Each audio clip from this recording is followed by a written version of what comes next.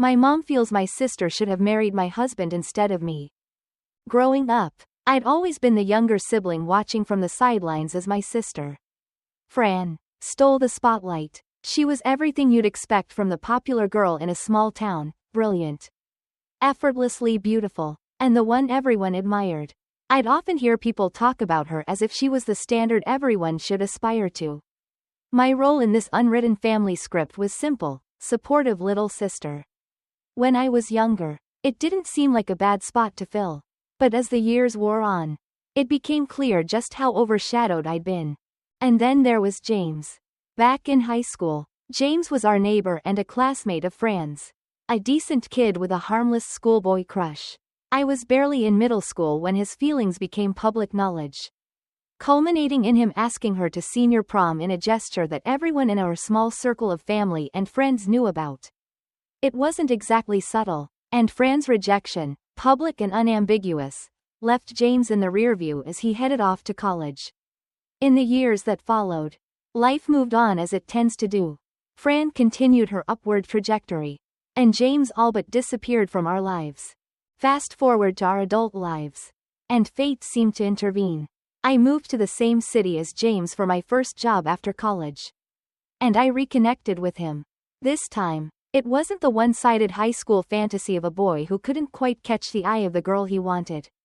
Instead, we connected on a genuine level, building a friendship that grew naturally. It wasn't long before our friendship evolved into something deeper. And eventually, we got married. James had grown into a man I was proud to call my partner.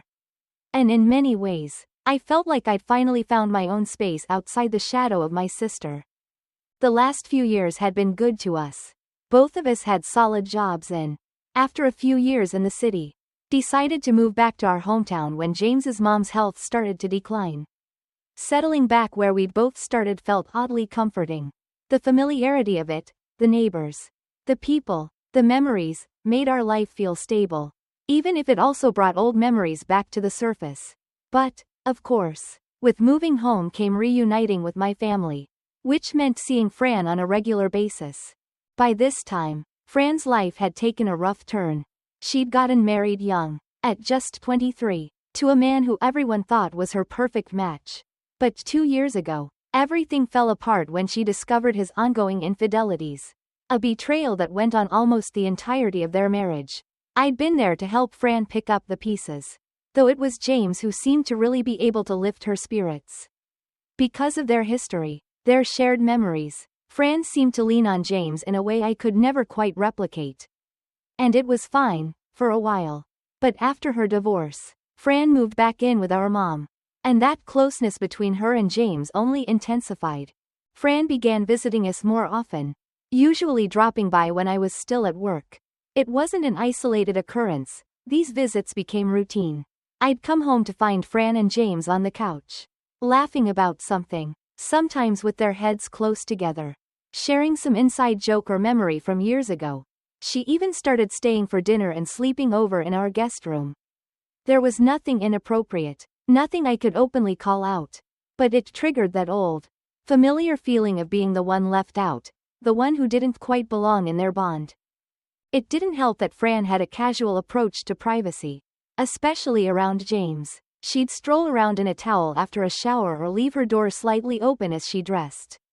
When I tried to gently ask her to be more mindful, she brushed it off with a laugh, saying that we were family and didn't need to worry about silly things like privacy. Even James didn't seem to mind her visits. In fact, he always made her feel welcome, with a sincerity that stung, despite my best efforts to ignore it. Still, I reassured myself that it was all harmless, that I was reading too much into old memories and insecurities. But deep down, Fran's unspoken closeness with James, and his casual acceptance of it, made me feel like the outsider in my own home. As the months rolled on, Fran's presence in our home grew almost as constant as the ticking of the clock on our wall. It seemed so innocent on the surface, her just stopping by or popping in to say hello. But the more frequent the visits, the more I began to feel my anxiety grow. Each time I walked into our house to see her laughing beside James or sprawled out on our couch, it was like I was transported back to my teenage years, back when she had an effortless way of becoming the center of attention without ever seeming to try. Of course, I told myself I was overreacting. I reminded myself that she'd been through a nightmare of a marriage. And she needed support, especially as her finances tightened. She was my sister, and family supported each other, right? But watching her closeness with James, I could feel the walls of my comfort start to close in. I'd confided in James, hoping he'd understand and help me feel more secure. But he brushed it off, laughing in that carefree way of his, telling me that I was overthinking things, and that he didn't even notice half the things that were eating at me. In his eyes, her strolling around the house in a towel or leaving her door open wasn't worth getting worked up over. He assured me it was all just family comfort and that I shouldn't let it bother me.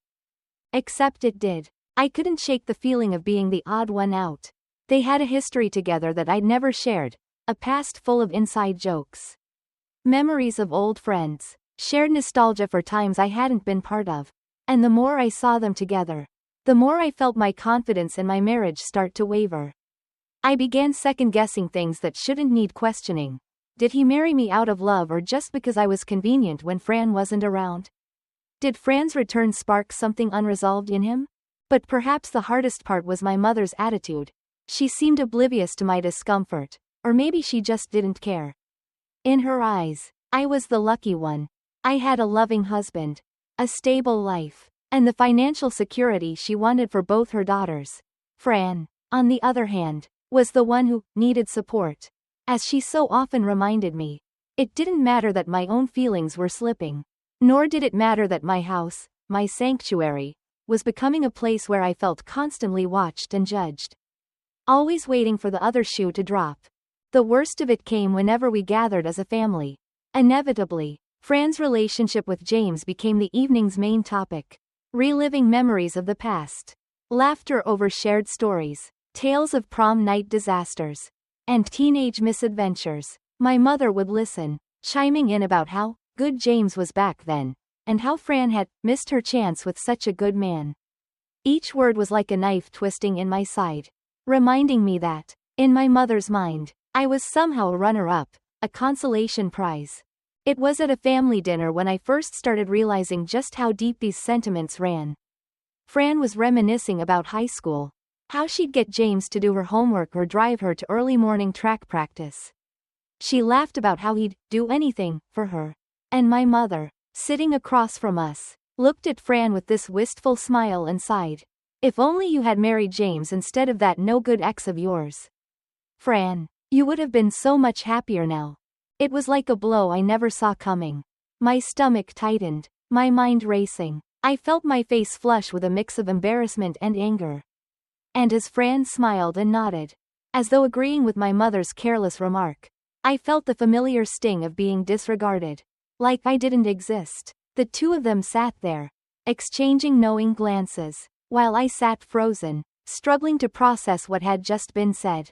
I couldn't sit there silently. I looked at my mother and reminded her, as calmly as I could, that James was my husband, not some hypothetical character she could just pair off with Fran. Her response was dismissive, waving it off as a harmless joke, and insisting she only wanted her daughters to be happy. Fran joined in, too, telling me I was being too sensitive, and that it was all in good fun. In that moment, I felt so isolated. My husband was my partner, the man I built my life with, and they were talking about him as if he were a part of Fran's past, her lost opportunity. Her what if. It was like the foundation of everything I had worked to build was being chipped away. One offhanded comment at a time. I couldn't help but wonder how much of it was true. Did James secretly think he would have been happier with Fran? Had I been the consolation prize? The girl he settled for when his first choice wasn't available? These doubts started festering, becoming wounds I couldn't ignore. The tension I felt at family dinners was bad enough. But what was worse was coming home and feeling like an outsider within my own walls. Fran's visits became even more frequent, often while I was still at work. And she'd stay late, lingering in the living room with James, their laughter spilling into the entryway as I came through the door. It was supposed to be my refuge, the place where I felt secure. Yet, each time I walked in, It felt more and more like I was stepping into someone else's life. A life where I was the guest, not the one who belonged. James seemed oblivious. He always greeted me with a smile and a kiss. But there was a noticeable shift. He had become more involved with Fran's issues, offering her advice about her job struggles and even brainstorming ways she could make ends meet until she could live on her own. I understood that he was being kind. After all, Fran was struggling, and James was a naturally helpful person. But with every bit of help he offered her, it felt like a piece of him was being taken from me and handed over to her. It was as if my marriage, my partnership, was being divided. I tried to talk to him about it, gently. At first, I explained that while I understood he cared about her and that they were close, I felt uncomfortable with how often she came over. How much of our time was now spent revolving around Fran's problems. His response was dismissive, even irritated, as if I were the one being unreasonable. She's going through a lot right now, he said. She needs support, and we're her family. Don't you think you're being a bit selfish? Selfish. The word rang in my ears long after the conversation ended.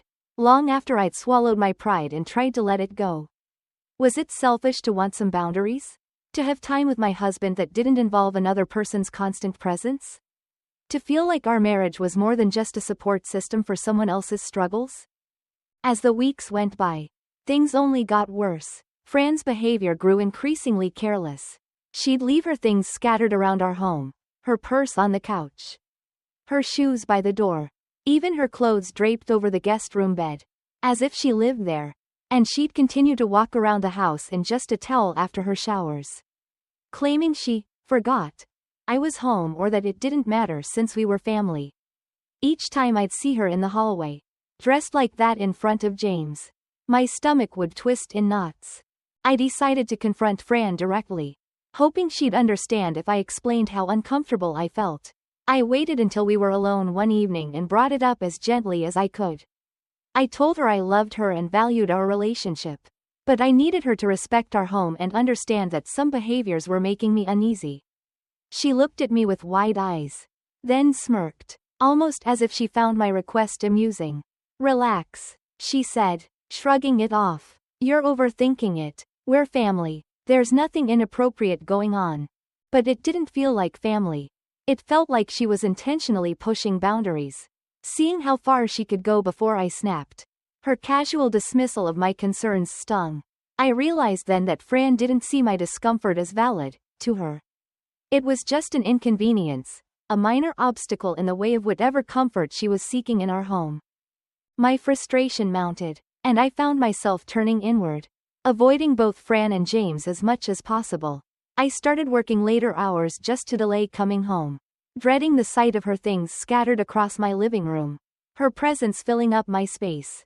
I even started spending more time at the gym or with friends, just to escape the tension brewing in my own house. But no matter where I went, the feeling followed me, a relentless anxiety that ate away at my peace, leaving me hollow and bitter. Then came another family gathering, this time at my mother's house. We were all seated around the table when, inevitably, the conversation drifted back to the good old days. Fran was regaling everyone with stories of high school, of how James used to do anything for her, how he'd always been there, even when she needed the tiniest favor. My mother chimed in, saying how it was obvious that he'd always had a soft spot for her. How it was so sweet to see them still so close. And then she said it again. That hurtful, thoughtless comment that left me reeling. If only you two had ended up together, she mused, glancing at Fran and James with a look of satisfaction. Things would have turned out so perfectly. My patience snapped. I couldn't sit there, watching everyone laugh and smile as if my feelings didn't matter, as if I was invisible. I pushed my chair back and left the room, ignoring the stunned silence and whispers that followed me out the door. I walked to my car, gripping the steering wheel with white-knuckled hands, trying to quell the anger boiling inside me. I wanted to scream, to shout at the unfairness of it all, the relentless erosion of my marriage, my family's disregard for my feelings, the constant comparisons to a sister who seemed to take over everything I held dear. When I got home, I couldn't hold back the flood of emotions. I told James everything, How I felt betrayed. How I was drowning in a sea of neglect. How every comment, every laugh, every glance he shared with Fran chipped away at my self-worth. But instead of understanding, he looked at me with a mixture of confusion and frustration. "It's all in your head," he said. "Fran's going through a tough time. Why can't you just let it go?" But how could I let it go when it was my life? My marriage, my home being invaded, the people I loved the most, the ones who were supposed to make me feel safe, were the very ones making me feel like I didn't belong. The worst part wasn't even the hurt, it was the doubt creeping in. The insidious voice whispering that maybe, just maybe, they were right. Maybe I was the one making a big deal out of nothing. Yet, deep down, I knew I wasn't wrong. The pain was too real, too persistent, and as I sat there, staring at the man who once promised to protect me, I wondered if he would ever understand just how much I was sacrificing to stay in a place where I no longer felt welcome. As the days passed, I began feeling like a stranger to myself. In the quiet moments alone, a nagging voice kept creeping in, casting shadows over my self-worth. The frustration and hurt had turned into something darker, an internal war one fought in silence. I found myself questioning everything, my marriage, my relationships with my family, even my own sanity. Had I truly become so insecure that I was overreacting to harmless jokes? Was I reading too deeply into interactions that were meant to be innocent? It was maddening, this spiral of doubt. Every time I tried to shake it off, something would bring me right back to that sense of inadequacy, of being overshadowed by Fran in ways I could barely control. She had always been the one people gravitated toward. Growing up, I watched as people praised her intelligence, her beauty, her natural charm. I was the younger sister, the shadow. I didn't resent her for it back then. But now, it felt like history was repeating itself in the worst possible way, only this time. It was seeping into the foundation of my marriage. Fran's unspoken power over my mother, my husband, even our mutual friends. It was undeniable. I felt trapped in a narrative where everyone seemed convinced that James and Fran shared a connection stronger than what I had with him. A piece of me had always struggled with these comparisons. But I'd kept them buried, dismissing them as petty or childish. Now, though, they had clawed their way to the surface, twisting my emotions and blurring the lines between right and wrong. The hardest part was how invisible my pain felt to the people around me. It was like screaming underwater, no matter how much noise I made. No one seemed to hear. I tried to convey my frustrations to James again, expressing how these subtle slights and dismissals were wearing me down. His reaction, however, was anything but comforting. He sighed, brushing it off as if it were nothing more than a passing whim. "You're overthinking," he said, with an almost condescending tone. "Fran has nothing to do with us. And you're just being sensitive." That word, sensitive, stung like salt in an open wound. As if my emotions were a problem, an inconvenience he had to endure rather than something worthy of acknowledgement. I tried to explain it to him, tried to get him to see that it wasn't just about Fran's presence, but about the deeper issue of feeling sidelined in my own life. But his mind was already made up. To him, I was the one creating unnecessary drama. Feeling helpless, I turned to my mom, hoping for some semblance of understanding. After all, she was the one who had made the original comment about wishing Fran had married James. Maybe, if she could see the damage her words had done, she'd finally understand why I was struggling. I laid it all out, explaining how much it hurt to be compared to Fran constantly, how belittling it felt to have my marriage and choices diminished by a careless comment. Her response, though, was as dismissive as James's. She sighed and shook her head, saying I was blowing things out of proportion. "It was just a joke," she said. "You're sisters. For heaven's sake, stop being so sensitive and let it go. Fran's been through enough already. She doesn't need you piling on." The irony of her words hit me like a punch. Fran's been through enough? What about me? I was here, too, struggling to keep my marriage intact, to maintain a sense of self when everything around me seemed to favor someone else. The worst part was that I felt silenced. Every attempt to express myself was met with resistance, as if my emotions were nothing more than inconvenient distractions. I started withdrawing from family gatherings, avoiding places where I knew I'd run into Fran or hear another one of my mom's jokes. But even in isolation, the pain festered, making it impossible to escape the reality that no one around me seemed to see things from my perspective. There were days when I'd stare at my wedding ring, feeling the weight of the promises we'd made to each other and wondering if they were still worth holding onto. James and I had shared so much. He was my best friend, my partner in everything, and yet, as much as I loved him, it was becoming increasingly hard to reconcile that love with the hurt I felt every time he chose Fran's comfort over mine. The doubts I wrestled with started creeping into every aspect of my life. At work, I found myself second-guessing my decisions, wondering if I was good enough at what I did. Among friends, I became reserved, afraid that any vulnerability would only expose me to more judgment. I even distanced myself from people I was close to, fearing that my insecurities would come spilling out, raw and unfiltered. I didn't want to be the sensitive one, the one who couldn't handle a simple joke or the presence of her own sister. But the truth was, I was crumbling inside, bit by bit, and no one seemed to notice. In my solitude, I started reflecting on my own self-worth, questioning if I was worthy of the life I had built with James. Had I really been overthinking things? Was I the one making a mountain out of a molehill, as they all claimed? The thought gnawed at me, creating a vicious cycle of guilt and frustration. I'd feel guilty for doubting James, then frustrated that he didn't seem to understand why I was hurting. It was like a mental tug-of-war that I couldn't escape, no matter how hard I tried. And through it all, Fran continued to visit, to share inside jokes with James, to sit on my couch and weave herself into the fabric of my life without any acknowledgement of the pain she was causing. Each time I came home to find her there, each time she brushed past me with a casual greeting and a knowing smile, it felt like she was reinforcing her position in my life, a position that, despite my best efforts, I couldn't seem to control. In the end, I began to feel as if I were fighting a battle no one else could see. A silent war waged within the confines of my own mind. I was drowning in a sea of my own insecurities, desperately clinging to the hope that one day, someone, anyone, might understand just how deeply I was hurting. I reached a point where I knew something had to change. I could no longer be the only one suffering in silence, feeling invisible in my own life while Fran and my mother occupied a space that felt like mine by right. The whole situation had gnawed away at my confidence, and I was beginning to feel like a stranger in my own home. If there was one thing I could control, it was how much I allowed these intrusions to continue. I owed it to myself to put up boundaries, no matter how uncomfortable it might be for others. For starters, I decided that Fran couldn't keep coming over whenever she pleased.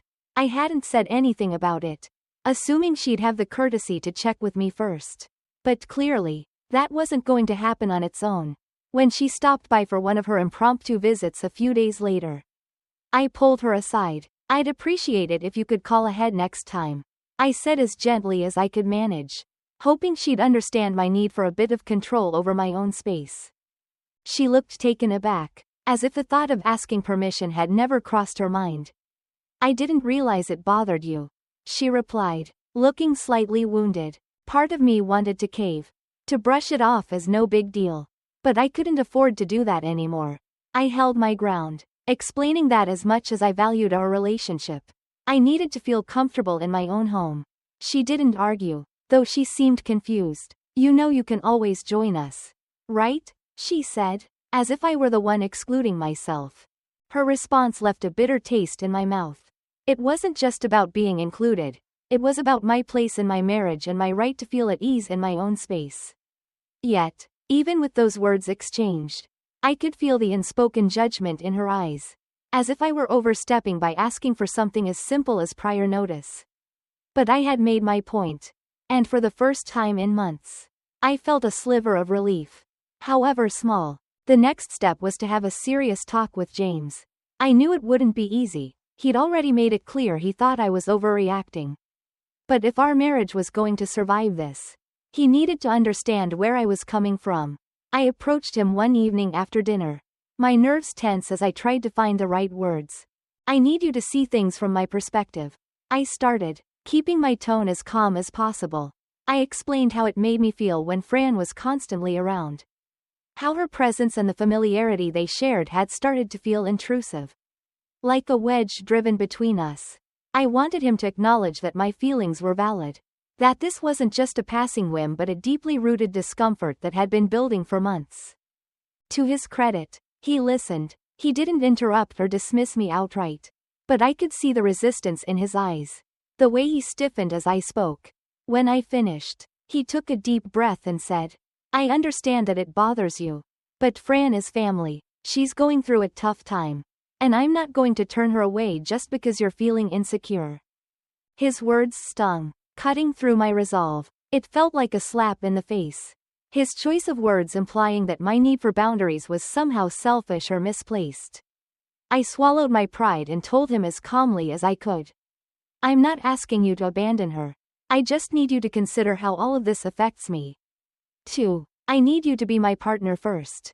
He sighed, a hint of frustration edging his tone. "It's just hard for me to see where you're coming from. You know there's nothing between Fran and me." "I know that," I replied, though the doubt had planted itself firmly in my heart. "But it's not about what I know logically. It's about how I feel. And right now, I feel like I'm not being prioritized in my own marriage." He was silent, and the weight of that silence felt crushing. But I had said my piece. And I could only hope it would be enough to make him think. I walked away from that conversation feeling drained. As if I'd emptied every ounce of courage I had just to be heard. The following days brought a mix of small victories and setbacks. Fran started calling ahead before coming over. A minor concession but one that made a difference. She also toned down her casual familiarity around James. No longer walking around in a towel or lounging on the couch in ways that felt too close for comfort. It was subtle, and I suspected she did it more out of obligation than genuine understanding. But I took what I could get. James, however, remained distant. While he didn't outright dismiss my feelings again, there was a tension between us. A sense of something unsaid that hung over every interaction. I could feel him pulling away. Spending more time at work and leaving earlier in the mornings. Each day, I felt more like a stranger in my own life. As if I were clinging to something that was slipping through my fingers no matter how tightly I held on. My mom, unsurprisingly, was less receptive to the changes I was making. She called me one evening, her tone dripping with exasperation. "You know, you could stand to be a little more understanding of Fran's situation." She chided. "She's been through so much already." Her words were like salt on an open wound. And for once, I didn't hold back. "What about what I'm going through, Mom?" I asked, my voice shaking. "Do you even realize how hard this has been on me? Or is it always going to be about Fran?" There was a pause, and then she sighed, a sound that was heavy with disappointment. "You're being selfish, honey. I raised you better than this." I hung up the phone feeling more isolated than ever. It was clear that no one in my family could, or would, see things from my perspective. They were so wrapped up in Fran's struggles that my pain was invisible. An inconvenient reality they could dismiss with a few condescending words. But despite the lack of support, I knew I couldn't go back to the way things were. I had made a choice to stand up for myself. To set boundaries. And even if it made me the villain in their eyes, I wasn't willing to give that up. For too long, I'd sacrificed my own happiness to keep the peace. To maintain the image of a good daughter and supportive wife. But peace built on silence and self-neglect wasn't peace at all. It was a prison. I didn't know where things would go from here. If James and I would ever bridge the growing chasm between us, or if Fran and I would find a way back to the sisterhood we once shared. But I was done betraying myself for the sake of others. I would no longer diminish my own feelings to appease people who couldn't, or wouldn't, see my worth. For the first time, I felt a sense of clarity. A conviction that, no matter the outcome, I would be okay. I didn't need anyone else's validation or approval to feel whole. I could build that for myself. One boundary at a time. One small victory at a time. And perhaps, in that newfound strength, I would finally find the peace I had been seeking all along. Once I made the decision to prioritize my feelings and set boundaries, I was both relieved and apprehensive. The calm that came from reclaiming my space was countered by a subtle fear of what it might cost me. I had finally said my piece. But I knew the fallout was far from over. Fran's visits dwindled. She still came over, but only occasionally and never unannounced. She acted polite, almost formal, as if my insistence on boundaries had diminished the warmth we once shared. She seemed hurt, withdrawn, and though I felt a pang of guilt, I knew that I couldn't go back to letting her consume my space. I had always been the younger sister, bending to her moods, her needs, her wants, but now, for once, it felt like my needs were finally taking up some space in our relationship. And that shift had irrevocably altered our dynamic. My mother, as expected, did not take my decision gracefully. She viewed my boundaries as some sort of selfish rebellion, a betrayal of family values. She would call me occasionally, but the conversations were strained, laced with subtle guilt trips. "You know, family is all we have," she'd say. "Your sister has no one but us right now." And while I wanted to comfort her, to assure her that I hadn't turned my back on Fran, I couldn't let her words sway me anymore. I had already spent too long shrinking myself to meet her expectations. Then there was James. His reaction had been the hardest to swallow.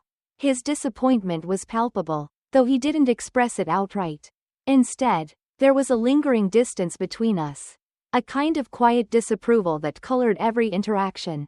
He didn't seem angry, but there was a weight to his silence, an unspoken judgment that made it clear he didn't fully support the steps I had taken. He had always been someone who valued harmony over confrontation, and my newfound assertiveness seemed to disrupt the delicate balance he preferred. We would sit together in the evenings, watching TV in silence, the unspoken tension thick between us. The once easy companionship we'd shared felt strained, as if he couldn't quite reconcile the woman he married with the one who had dared to stand up for herself, even at the expense of familial ties. One night, as I sat beside him on the couch, I couldn't help but wonder if my actions had driven a wedge between us that could never be removed. I tried to reach out to him, to bridge the gap that had grown between us. "I just want you to understand where I'm coming from," I said one evening, hoping that a gentle approach would help. He looked at me, his expression unreadable. "I do understand," he replied, but his tone was flat, devoid of the warmth that usually accompanied his words. He'd become guarded, distant, as if my need for boundaries had somehow compromised his respect for me. It hurt, but I reminded myself that this was a necessary pain. I couldn't abandon the progress I'd made just to win his approval. Days turned into weeks, and slowly, my relationships with Fran, my mother, and James settled into a new, albeit uncomfortable, rhythm. I started spending more time on my own, rediscovering hobbies and interests that I had neglected in my pursuit of keeping everyone else happy. I took up running, finding solace in the solitude and the steady rhythm of my feet hitting the ground. I read books I'd always meant to read, ones that spoke to self-empowerment and self-worth. I learned to enjoy my own company, finding strength in the solitude that had once felt suffocating. But despite these positive changes, the distance between me and James gnawed at me. We had built a life together, shared dreams and plans for the future, and now it felt like those dreams were hanging in the balance. I had hoped that he would see the changes I was making as a sign of growth, not as an affront to our relationship. But he seemed trapped in his own disapproval, unable, or unwilling, to see beyond his discomfort. One evening, as we sat together in silence, I found myself questioning everything. Was it worth it? Had I made a mistake by prioritizing my own needs? The weight of doubt settled heavily on my chest, and for a fleeting moment, I considered undoing everything. Maybe if I went back to being the accommodating, easygoing person everyone wanted me to be, things would return to normal. But as quickly as the thought entered my mind, I dismissed it. I couldn't go back. The cost of silence, of erasing myself, was too high. I had finally found my voice, and I wasn't willing to lose it. Then came a surprising shift. Fran reached out, and for the first time, there was a sense of humility in her voice. She called to apologize for her behavior, admitting that perhaps she had overstepped, that she hadn't considered how her presence in our home might have impacted me. It was an unexpected moment of vulnerability, and it softened something in me. We spoke for a while, cautiously, both of us navigating this new terrain. She expressed gratitude for the support I had shown her during her divorce. And I realized that she, too, was trying to find her way back to a balanced relationship with me. This conversation was a small but significant step. It didn't undo the hurt or erase the tension, but it was a beginning. A tentative bridge that hinted at the possibility of healing. Fran and I would never go back to the way things were before. But perhaps, in this new phase, we could find a way to coexist as equals, as sisters who respected each other's boundaries. As for James, things were still complicated. He remained distant, as if he were testing me, waiting to see if I would abandon my newfound resolve and return to the version of myself that he had once known. But I had come too far to turn back. I was learning to find peace within myself, to hold space for my own needs, even if it meant facing disapproval from those closest to me. In those quiet moments of solitude, I found strength in the realization that I could survive this. I could survive the discomfort, the tension, the strained relationships, because I was finally standing on solid ground. I had reclaimed a part of myself that I had long buried. And though it was a lonely journey, it was also a liberating one. In the end, I knew that whatever happened, whether my relationships with Fran, my mother, and James mended or fractured further, I would be okay. I was building a life that honored my own worth, a life that respected my own boundaries. And that, more than anything, was a foundation I could rely on. I wasn't waiting for validation or approval from anyone else anymore. I had found a strength within myself that could weather any storm. And that was enough. With boundaries now firmly in place, my relationships settled into a new, fragile balance. There were no big reconciliations, no dramatic gestures of understanding, just the gradual acceptance that things had changed. I learned to make peace with the discomfort, letting it become a natural part of life instead of a barrier. I started to see myself differently, too, as someone who could stand on her own, even in the face of resistance from those I loved most. Fran's visits remained less frequent but were slowly marked by mutual respect. She was cautious now, watching her words and actions. The dynamic between us had shifted. No longer was I her younger sister to be sidelined and overlooked. I had stepped into my own role. And though Fran seemed hesitant, she adapted. Her constant presence was replaced by intentional check-ins. And our conversations grew deeper, more genuine. We weren't best friends, but we were something stronger than before.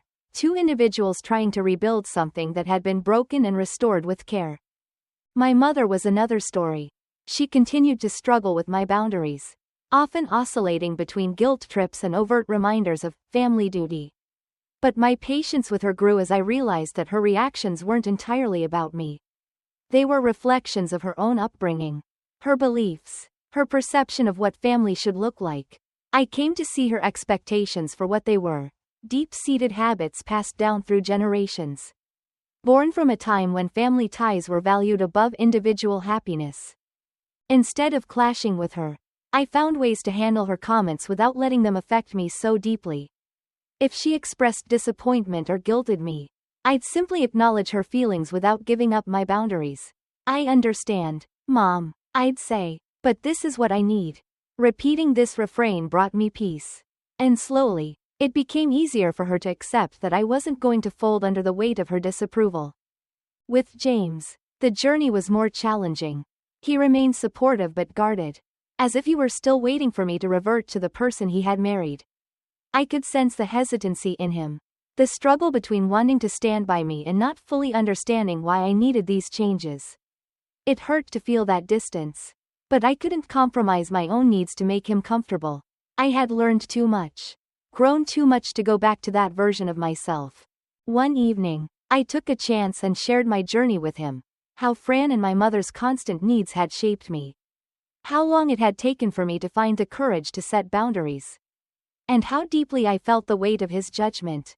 I expected resistance, but instead, he listened, really listened. For the first time, I felt like he saw me, my struggles, my growth, my need for something more than constant accommodation.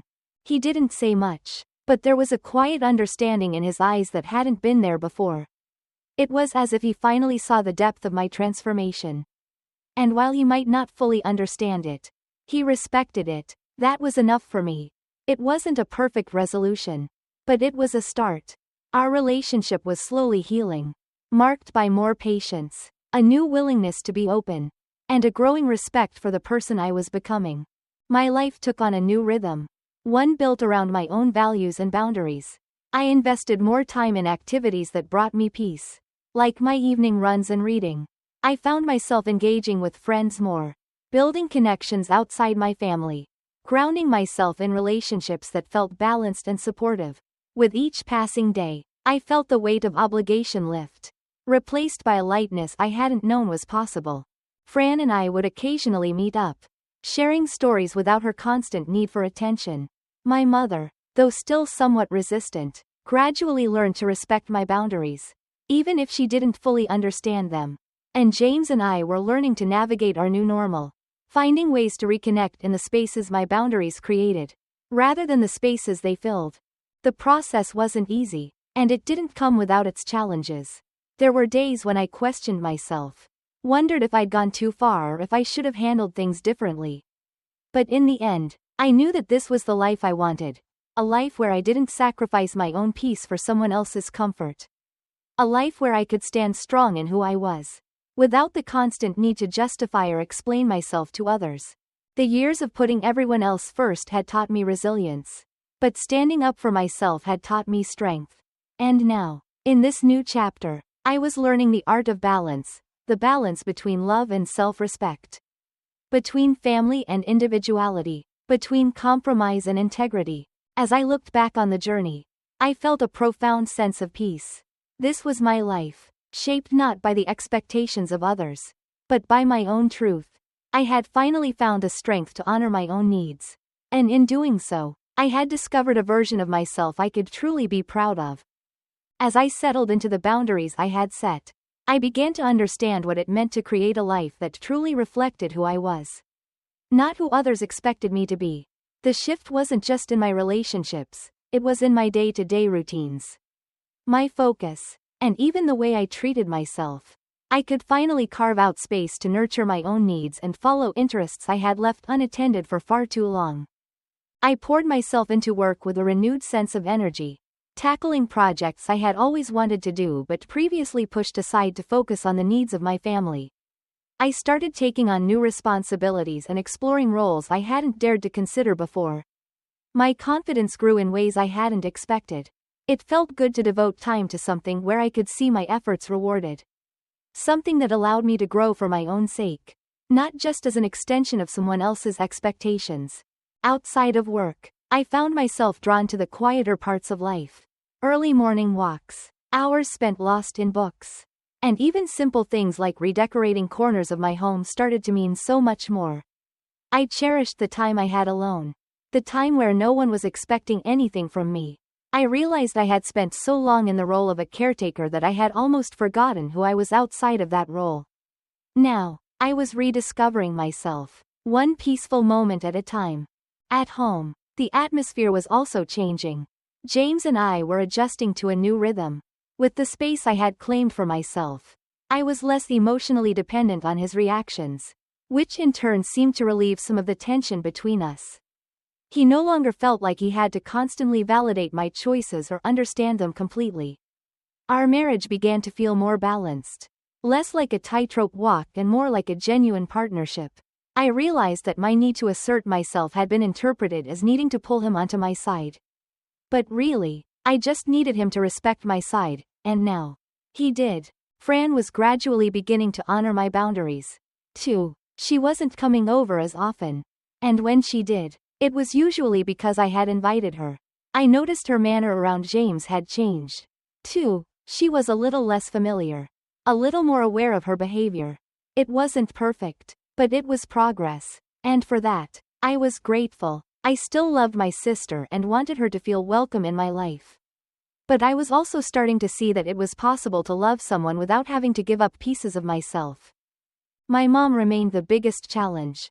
Our relationship was like a patchwork quilt, stitched together with decades of shared history and deep-seated expectations. I'd see her try to fall into old patterns, offering suggestions about my life, making backhanded comments about how things ought to be, and expecting me to step in and help Fran whenever possible. But instead of biting my tongue, I started speaking up with kindness but firmness, letting her know where I stood and that I wasn't backing down. It wasn't easy, and there were moments of tension.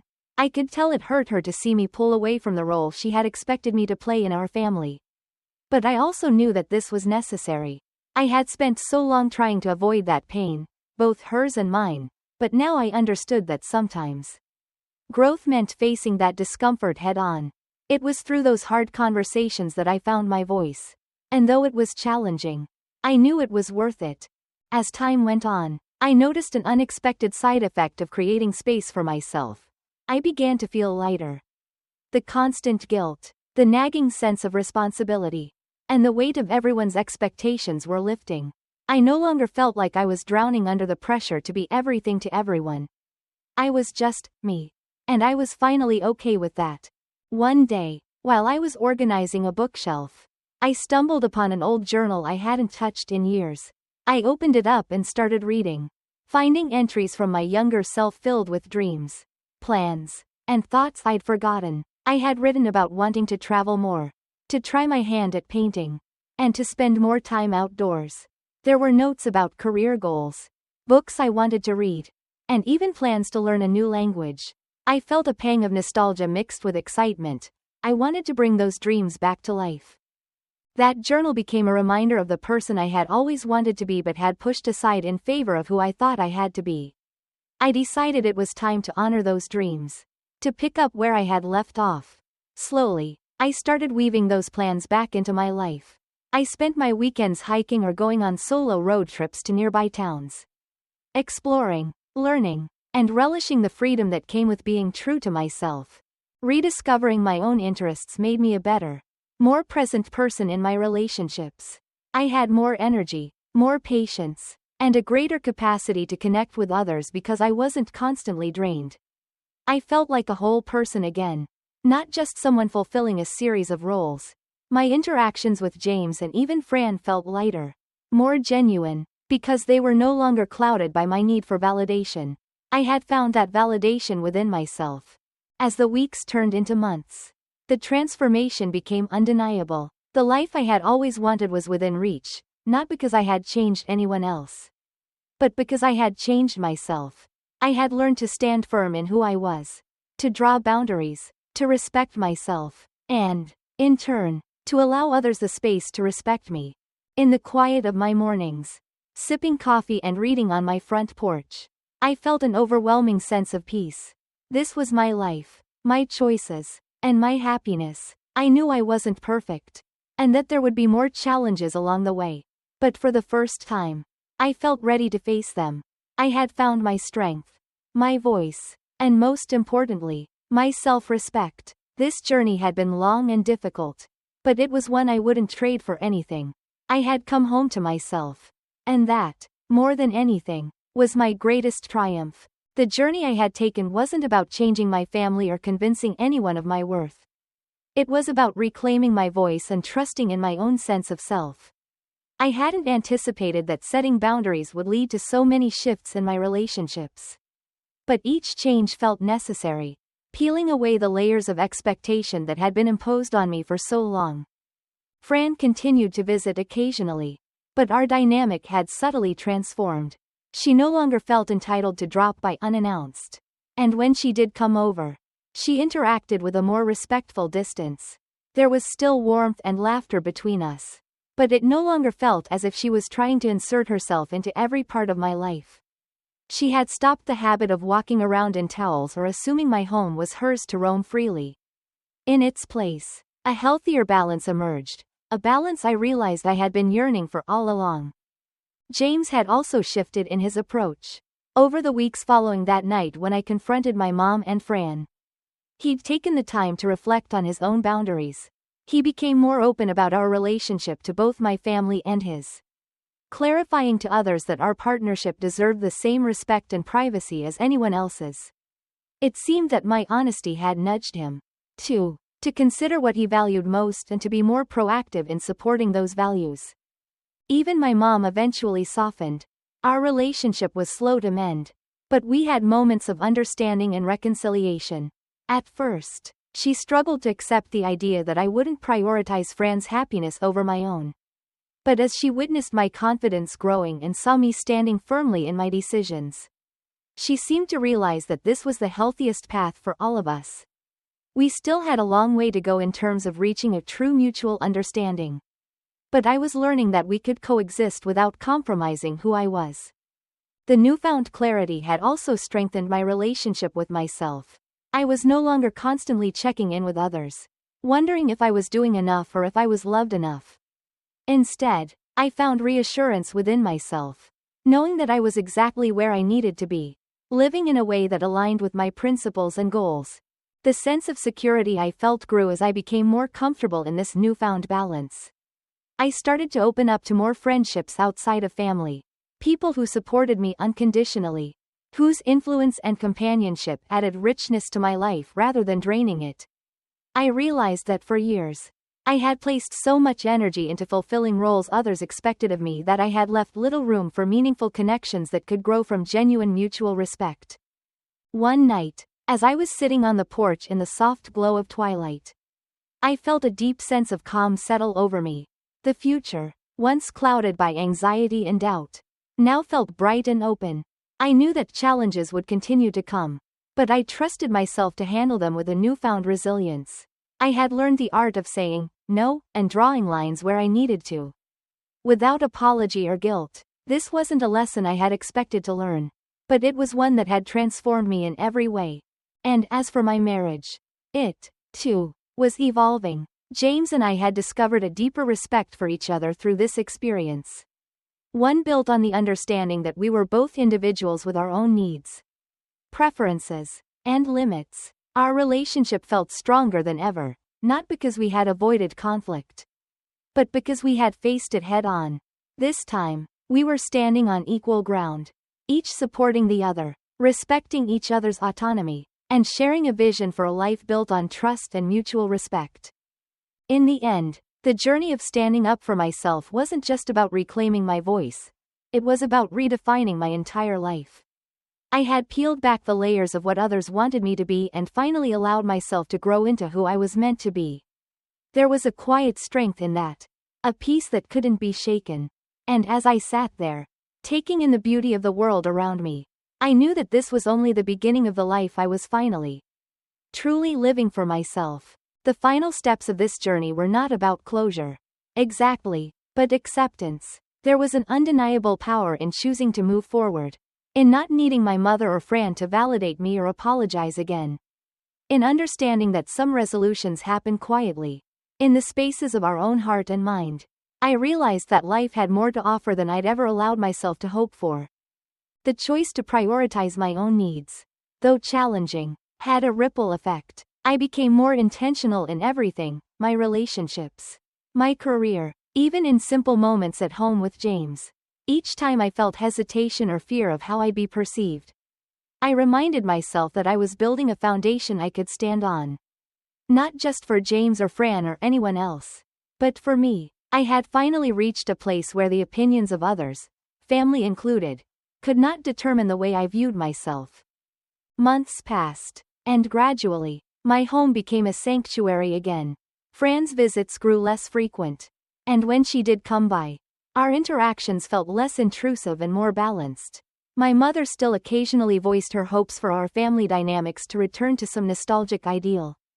But I learned to respond with quiet acceptance, rather than feeling compelled to change her perspective or appease her. It was as if a weight had lifted. I could let her words wash over me without allowing them to disrupt the peace I was building within. James had been an unexpected pillar of support through all of this.